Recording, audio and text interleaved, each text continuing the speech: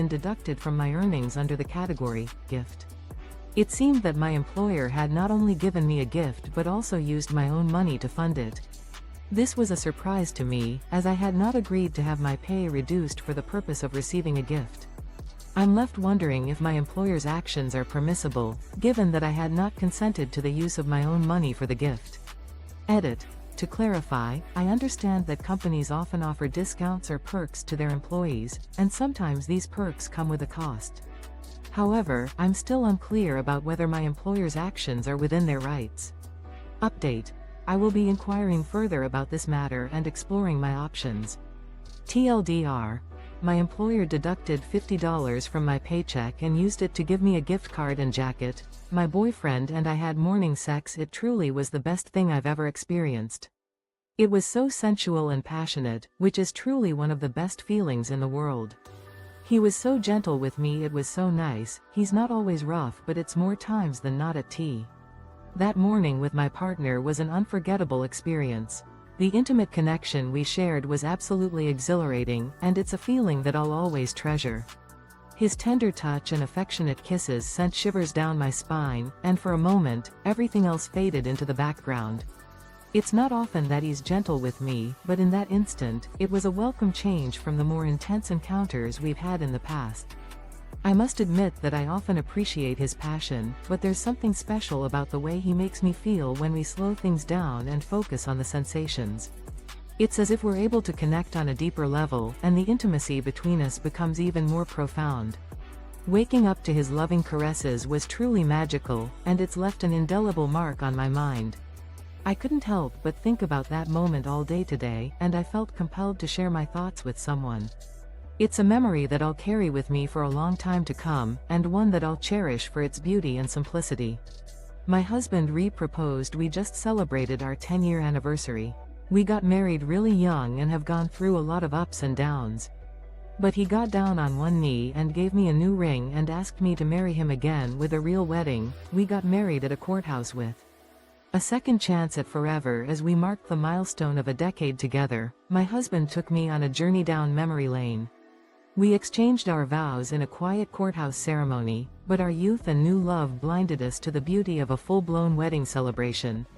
Now, as we've navigated life's ups and downs side by side, he surprised me with a heartfelt gesture that left me speechless. He dropped to one knee and handed me a stunning new ring. With tears of joy in my eyes, he asked me to marry him all over again, this time surrounded by the magic of a real wedding. I couldn't help but feel grateful for the chance to relive this special moment and for the love that has only grown stronger with time. As I look forward to the next chapter in our journey, I'm excited to create new memories with the one I love. TLDR.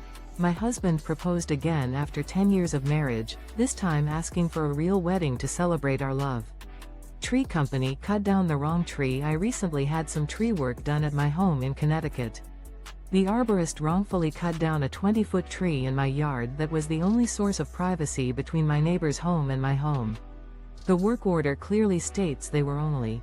Local tree service firm mistakenly felled a critical tree on my Connecticut property.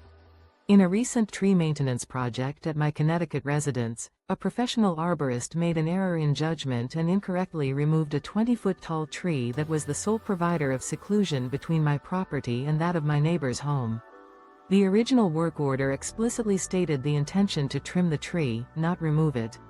The company responsible for the mistake is now requesting full compensation for the completed job. However, as a gesture of goodwill, they are offering to plant an arborvitae in its place.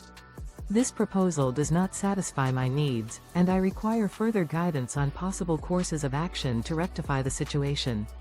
TLDR. A local tree service firm mistakenly felled a tree on my Connecticut property, and now they are demanding full payment for the job with a plant replacement proposal that I find unacceptable. I'm allergic to my mill marked no advice cuz not sure what you could say. I went to the docs today as I've had a rash develop over the last 2 days. Turns out it's psoriasis, which I already have on my head, but it's branched out. I asked if it's common for it so spread, and he yes. A family allergy of a different kind. I'm at a loss for words, so I'll just share my situation. I paid a visit to my doctor today after experiencing a rash over the past 2 days. It's actually a flare-up of psoriasis that I've dealt with before, but this time it's spread to a new area. During our conversation, I asked if it's unusual for psoriasis to spread this quickly, and my doctor replied that stress is often a trigger for such a rapid expansion. I mentioned that my mother-in-law, Mill, had arrived for a visit 3 days prior, and he dryly observed, "That will do it, then." I couldn't help but laugh at the bluntness of his comment.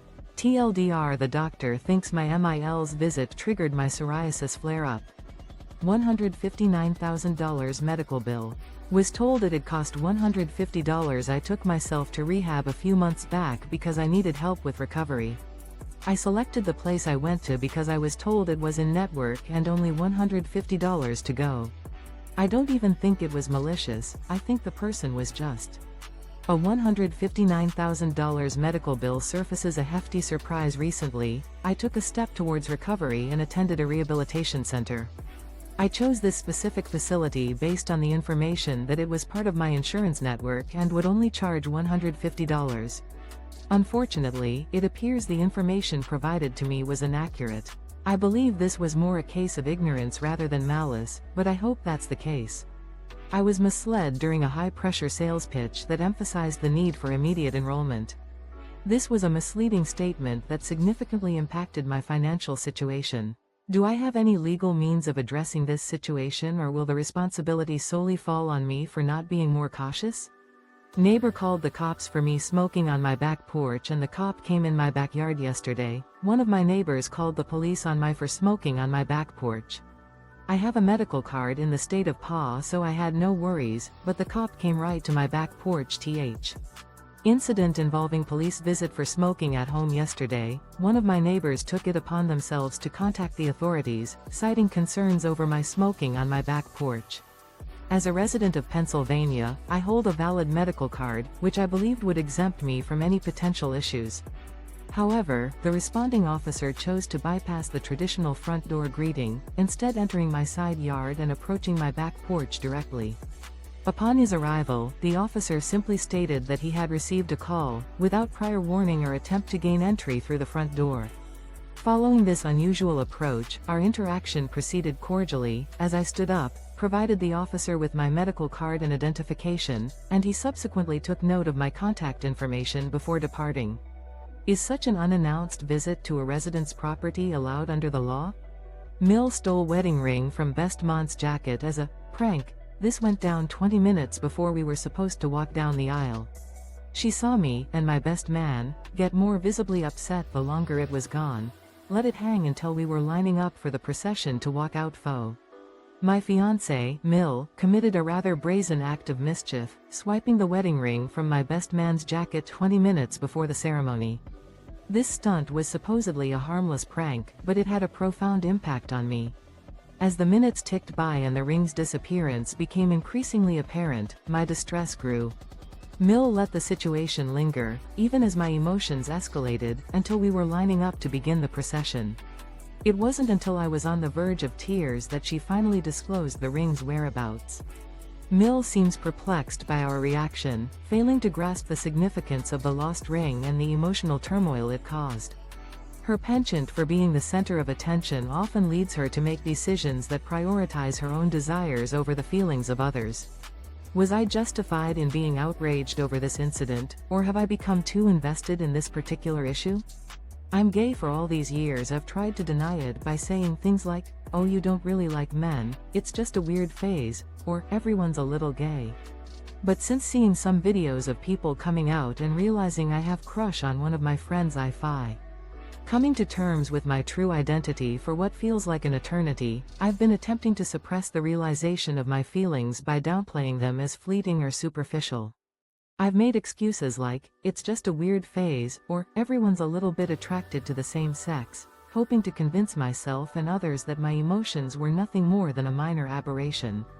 However, after witnessing the courageous confessions of others and developing a genuine crush on one of my closest friends, the facade I had built around myself began to crumble. I finally accepted the truth: I am gay. If this post seems out of place in this community, I apologize. However, I felt compelled to share this with complete strangers, hoping to find solace in their understanding and support. Edit. I'm overwhelmed by the outpouring of support and kindness from this community. Thank you for embracing me and helping me feel seen and heard. Your words mean the world to me. People who overfeed their animals because the chonk is cute should be charged with animal abuse. There's so many health implications that go along with animal obesity, diabetes, joint problems, pancreatitis, so many more. These animals will be suffering.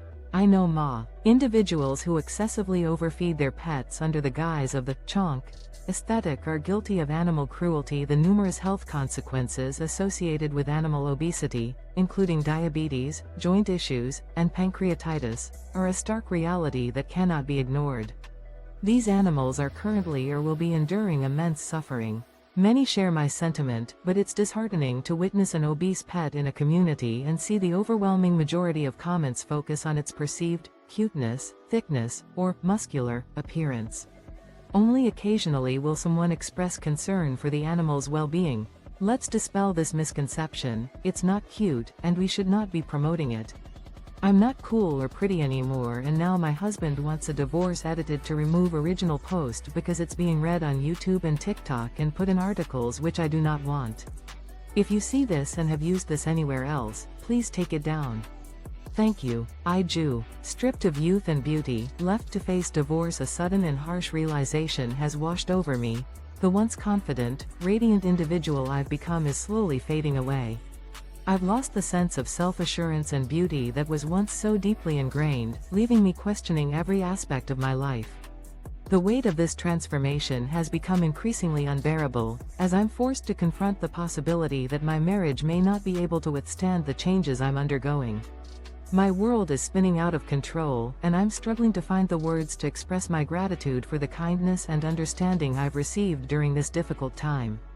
Despite the darkness that surrounds me, I've been touched by the numerous awards, heartfelt stories, and expressions of empathy that have brought a glimmer of hope into my life. Your support means the world to me, and I'm eternally grateful for your willingness to lend a listening ear and a comforting presence. Edit. I've removed the original post due to its widespread dissemination on various platforms, including YouTube, TikTok, and published articles. If you've shared this content elsewhere, please consider taking it down to respect the original poster's wishes. Update. This is an update to the original post. My BF put a note in our neighbor's mailbox and the jerk flipped out and is saying he's pressing federal charges. What are the actual consequences? I'm reading conflicting things online. Will it be an insane punitive fine or just the cost of postage for the letter? I know our neighbor's reaction to the note left in their mailbox has escalated, with them claiming they'll pursue federal charges against us. As we navigate this situation, it's difficult to find reliable information online regarding the potential consequences. I'm concerned that we might be facing a severe penalty, but I'm also skeptical about the likelihood of the government becoming involved.